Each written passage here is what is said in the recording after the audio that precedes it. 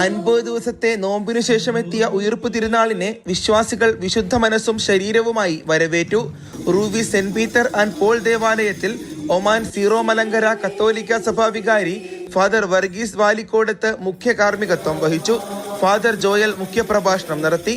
Father Thomas സഹകാർമ്മികനായിരുന്നു.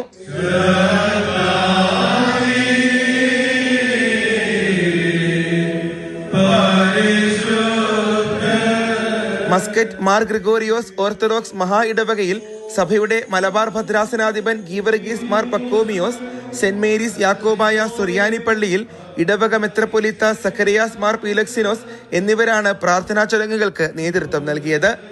Oman Mar Thoma ചർച്ചിൽ സഭയുടെ Mumbai ഭദ്രാസനാധിപൻ doctor Joseph Mar Ivanios എപ്പിസ്കോപ്പയുടെ നേതൃത്വത്തിലായിരുന്നു ചടങ്ങുകൾ.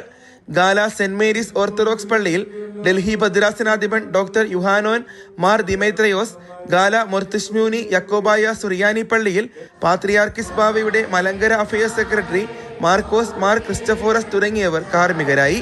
ഉദ്ധിതനായ ക്രിസ്തുവിന്റെ നല്ല വചനങ്ങളും ശാന്തിയും സമാധാനവും സന്തോഷവും ജീവിതത്തിൽ എന്നും ഉണ്ടാകട്ടെ എന്ന് പുരോഹിതർ ആശംസിച്ചു.